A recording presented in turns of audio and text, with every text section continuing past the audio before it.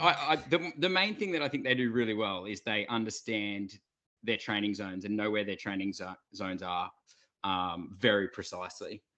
And I think just a quick one for everyone out there, because we get this a lot, is like, well, how do I work out your training zones? You can do lactate testing, or you can do gas exchange testing, which is probably the gold standard. Essentially, you wear a mask and it analyzes the amount of carbon dioxide you're expelling while the intensity increases, and also measures the rate of oxygen you're taking in. And so you're basically identifying the key turn points of when certain ventilatory thresholds are reached, which you can establish your training zones. It's pretty much the same as lactate testing. They tend to correlate, but they don't often precisely align. Often ventilatory thresholds are slightly lower, but the main thing is getting some reasonably accurate training zones, just so that most people think they're doing zone 2 when they're not, when they're running. Often they can sometimes go slightly harder on the bike. It's all very relative to the athlete, but just understanding your zones is what the Norwegians seem to do very, very well. And then they nail their key sessions well, because they're not probably not grey zoning any of the aerobic training.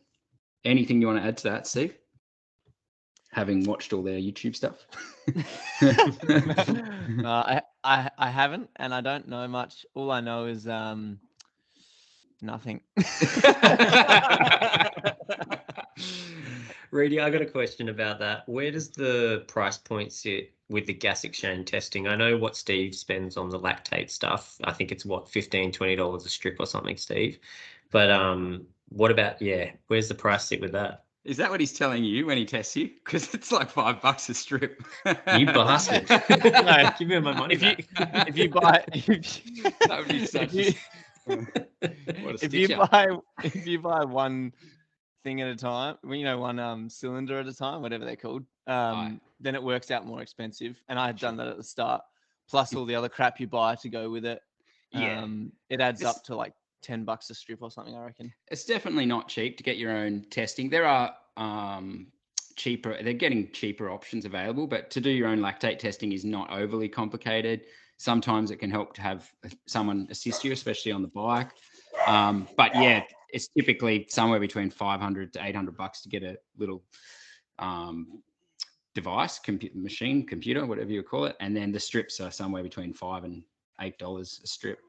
I've totally forgotten what the question was, but also I've got to mention with the gas exchange, why I think it's gold standard is you also can assess basically how much carbohydrate and fat you're utilizing at different increments of intensity, which is pretty useful for a coach. It's one thing to know where your training zones are, but it's also good to know, if you need to improve, as a fat burner,